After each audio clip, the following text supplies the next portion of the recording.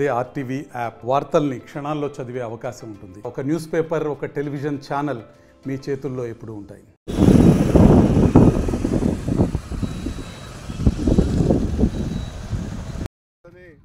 ఎమ్మెల్యేలు కూడా మొత్తుకునేటువంటి పరిస్థితుల్లో గంజాయి స్మగ్లింగ్ జరిగిందంటే ఎంత దుర్మార్గం జరుగుతూ ఉందో, ఏ రకంగా ఈ పాలకులు అధికారులను ఒత్తిడి చేస్తూ ఉన్నారో దీన్ని బట్టి. ఎందుకంటే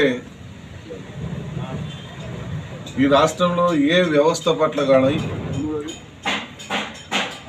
ప్రజల పట్ల కానీ ఒక ప్రేమ, అభిమానము, గౌరవము అంటూ లేనటువంటి ఒక వ్యక్తి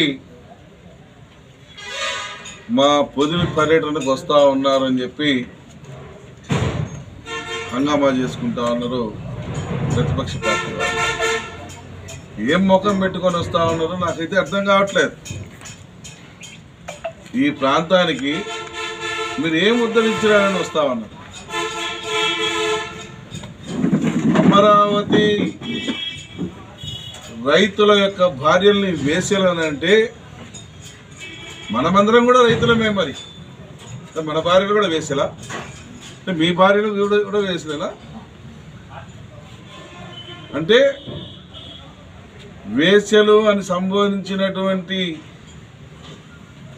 వ్యక్తి కోసం ఈ ప్రాంతంలో ఉన్నటువంటి వైఎస్ఆర్ పార్టీ నాయకులు, కార్యకర్తలను చెప్పుకునేటువంటి మీరు స్త్రీల పట్ల గౌరవం లేదా?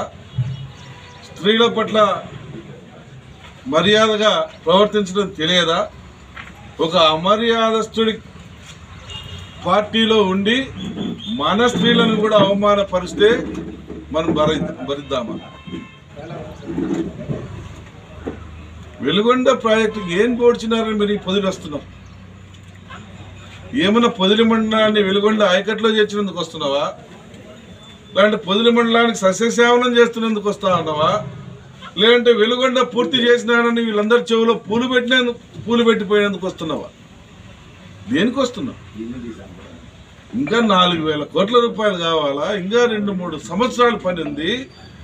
ఆ పనిని పెట్టుకొని నువ్వు వెలుగొండ ప్రాజెక్టు పూర్తి కాకుండానే పూర్తి అయిందని చెప్పి ప్రారంభోత్సవం చేస్తున్నాను, నీళ్ళు వస్తాయి రేపొద్దుటి నుంచి అని చెప్పి ఈ ప్రాంతంలో ఓపెనింగ్ చేసిపోయి ఎలక్షన్లలో లబ్ధి పొంది ఓట్లు పొందాలన్న ఒక కుతంత్రంతో నువ్వు ఈ ప్రాంతానికి మోసం చేసిపోతే ఈ ప్రాంతంలో ప్రజలందరూ గమనించి నువ్వు ఒక దుర్మార్గమైనటువంటి చర్య పూనుకున్నావని చెప్పి నేను చెప్పాను. మరిన్ని వీడియోస్ కోసం ఛానల్ ని సబ్స్క్రైబ్ చేయండి. లేటెస్ట్ అప్డేట్స్ కోసం వాట్సాప్ ఛానల్ ని ఫాలో అవ్వండి. ఆ లింక్ డిస్క్రిప్షన్ లో ఉంది.